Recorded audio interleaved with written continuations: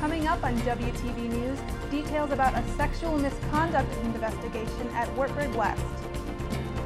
Plus how Wartburg is responding to low enrollment numbers.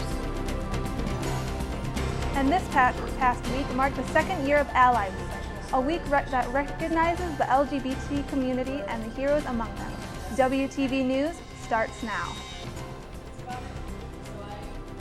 You're watching WTV News, live on Wartburg Television.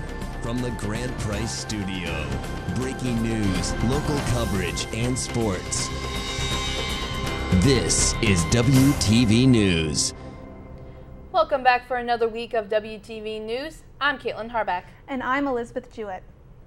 College officials say that for the first time in Wartburg West history, a student has filed a sexual misconduct claim. WTV's Kelsey Bemis joins us now with more. Kelsey? Thanks, Caitlin. Now, Marketing and Communication Vice President Garner says the incident was reported early in the semester and that the school has begun their conduct interview process. We have our own judicial process and investigatory process to see what happened or might have happened, and of course work with law enforcement during that process. So that's what the institution's been doing. We immediately responded. We actually had staff who went out to Denver as soon as we were aware to take a look at all the concerns and find out what happened and what needed to be done. And here's what we do know about the incident. Denver law enforcement continues to investigate the case, but no charges have been filed. Wartburg students are not the only residents living in the Wartburg West apartments. No names have been released, and the college has not confirmed if the Wartburg student who reported the sexual misconduct was assaulted by another Wartburg student or a resident living in the apartments. The charge could raise security concerns here at Wartburg, but a former Wartburg West student I spoke with says she was never concerned about her safety while in Denver. Yeah, in Denver, I felt that we were just really smart about everything. Never myself had any sort of problems with feeling safe. And I did try to contact Nelson and Benita Bach, program directors for the Wartburg West program. They declined to comment. The college has not yet reached a decision on the outcome of this case and continues to investigate. Thank you, Kelsey. The college has announced a new pre-law advisor. Karen Thalacker will help pre-law students find the right law school to continue their studies. Thalacker also works as a lecturer, attorney, and judicial magistrate in the Bremer County. She hopes to provide students with all the tools necessary to succeed. The students that I have seen that are headed to law school do need a more intentional advising strategy from the college. Law school has become increasingly competitive, but also increasingly expensive. And so we need to make sure that we're giving our students all the resources we can. Wartburg Dining is making a shift towards sustainability this year. Wartburg is focusing on buying locally, meaning purchasing goods with a 250-mile radius of Waverly. These local vendors include Ionia Meat Processing Company, Blue Bunny Ice Cream, and the Wartburg Gardens. The gardens provide fresh produce that is often more nutritious than vendor-supplied produce. Buying locally cuts down on costs for transportation and keeps the money in the community. Our goal for Wartburg Dining is to get more involved in looking at local farmers so that we get local produce available too. And that's a long-term goal, and we're going to work real hard on that this year to make sure we see that happen. After the break, WTV News takes an in-depth look at enrollment numbers for this year, as well as some records they're breaking. And see how Wartburg's own LGBT community honors their supporters and its social impact. We'll be back in 2 minutes. Wartburg's enrollment numbers for the 2013-2014 school year were released last week, and they're down. WTV's Jacqueline Schutte is here to explain the numbers. Jackie? Although the numbers are lower than the past 2 years, it is a record-setting year for both retention, international students, and the countries they come from. The total enrollment of full-time students at Wartburg is 1,643. That's about 30 lower than last year's enrollment and 90 lower than the year before. Even with the lower numbers, Wartburg is still the second largest private college in the state. It's my job to be concerned about the enrollment numbers, and I'm not concerned in a way that I am afraid that Wartburg will be in any kind of trouble. In a student body of 17 or 1,800, 90 students isn't the end of the world. She says Wartburg's low numbers aren't a unique problem. Many colleges, especially private ones, are seeing lower numbers because of declining high school enrollment and concerns about debt. It's not just the challenge of getting students to come to Wartburg, it's a challenge of getting students to come to college in general. Wartburg is a tuition-driven institution, meaning enrollment can have an impact on the college's overall budget. While enrollment may be down, retention remains high at 88%.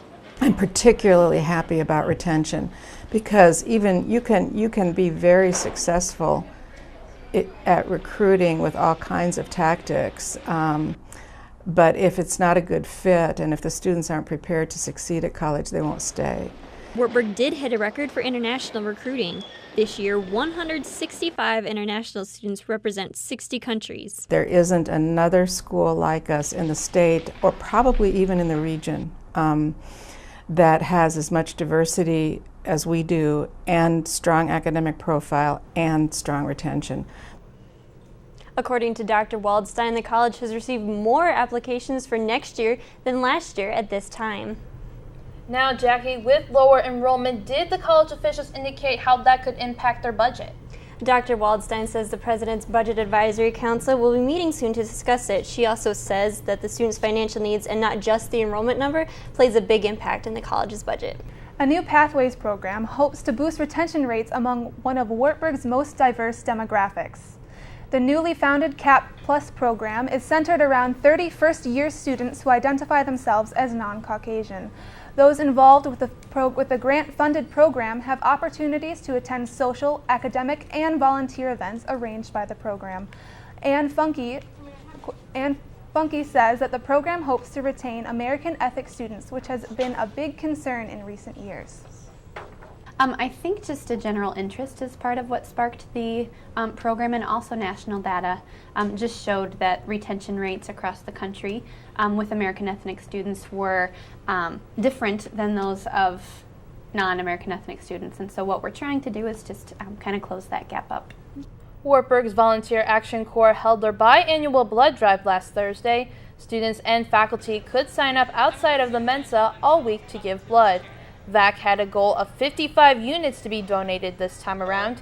Volunteer Action Center student coordinator Kelly Miller says volunteering to give blood is a great way to give back to those in need.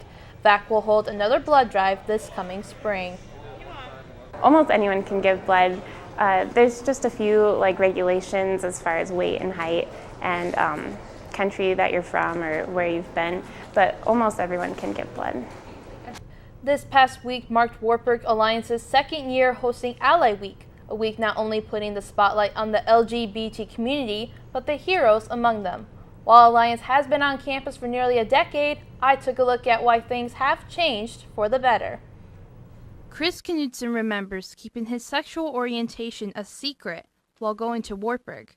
It's very scary when you don't know a lot of other people who have gone through that process. I didn't really have many role models.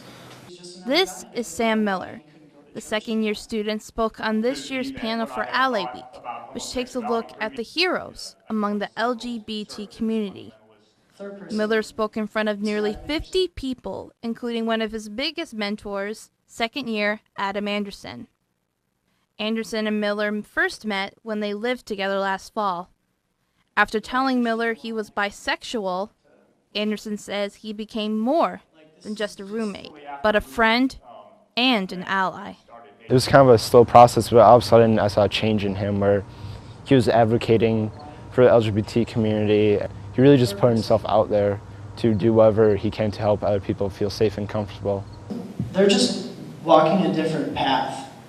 They're the same people that you are, and there is no reason for you to treat them any different than you would anybody else.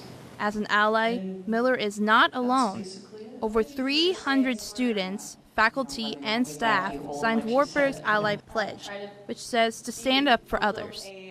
Knudson may not be a student anymore, but he says he is proud to see the progress made to create awareness and promote equality.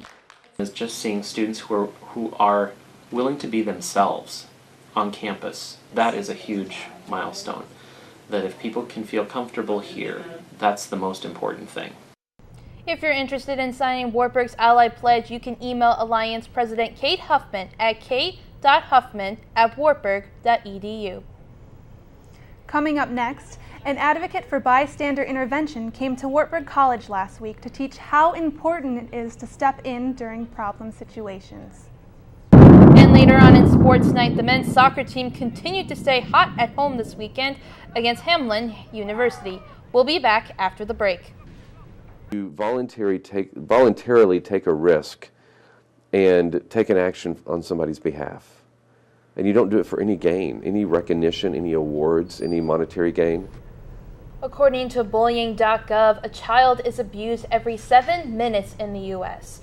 85% of those times there is no intervention of any kind. WTV's Ashley Davis is here with us now to share her insight on hazing prevention and bystander intervention week. Thank you, girls. As Elizabeth said, last week was Hazing Prevention and Bystander Intervention Week at Wartburg College. This year we had a very special guest share his message with us about the importance of intervening instead of being a bystander. Pushing, shoving, and throwing derogatory names at people. You see it on TV, at the movies, and also in real life. But why are these behaviors reoccurring?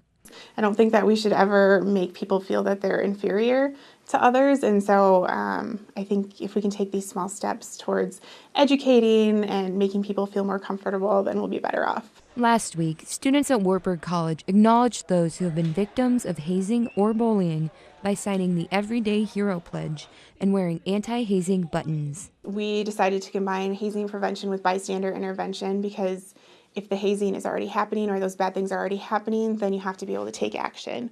And so we want to make sure that we can do that as a part of the national campaign as well as do our own thing here. The week was filled with events, including a convocation speech from the president of the Responsibility Project, Mike Dilbeck.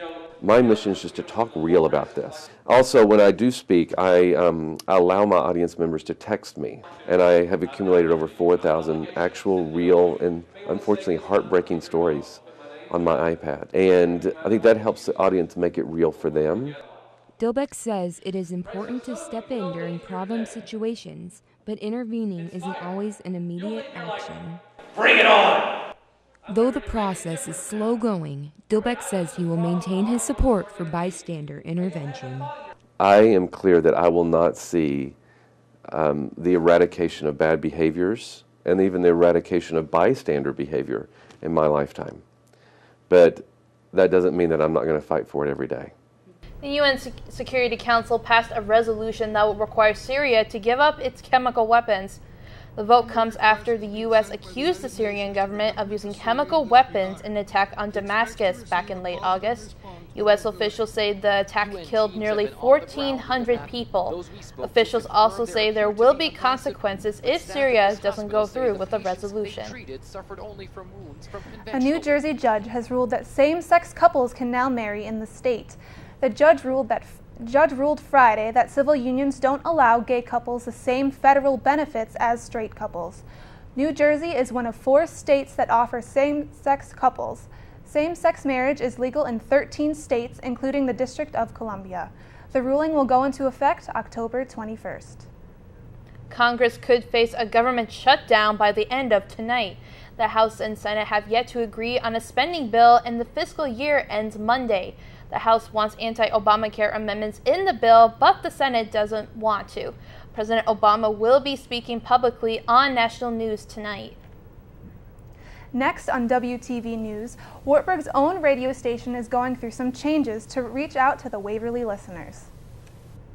And in just a few minutes on Sports Night, we go inside the success of several freshmen that have become the leaders of their teams. If you tune into Wartburg's radio station, you may hear something new. Wartburg's radio station, Your Sound, 89.9 KWAR, is changing their playlist from Top 40 to Hot American Contemporary. KWAR is adding in more news shows, including entertainment and local news. Station manager Matt Groomer says the genre changes will appeal to the station's biggest audience, the Waverly community. One thing I like to add, I know in the past we've basically just been more gearing towards the Wartburg community, I would say, and we're really hoping to change to be Waverly's station, Waverly's radio station. That's what we're going to be hitting on. So instead of just your sound, it's Waverly's radio station, your sound. And joining us now to tell us what's happening in the sports world is Justin Saccone. Justin? Hello, Caitlin. Coming up next in Sports Night, the women's golf team dominated the first round of the IIAC tournament on Saturday. Find out what they have to do to keep their lead next weekend. And Logan Schrader and Taylor Jacobsmeyer have been splitting time at quarterback in what a lot of people think is a quarterback position battle. But I combed through the stat sheets and found that their actual battle isn't much of a competition at all. Now, Z, I hear you guys, Night Vision is going to be hosting a volleyball game on Wednesday night. Can you tell a little bit more about that? Yes, Night Vision will be having their volleyball premiere on Wednesday night against Simpson. It should be a really good game. Wartburg is once again very good this year, and they're undefeated in the IIAC, looking to repeat again, and it should be a good match. And there'll also be a football game on Saturday, correct? Yes, the football team is playing at home against against Simpson. The last couple of years they've had a couple of rough games. They've lost in the last 2 years, and it's been rough. Well, thanks for watching and have a great night.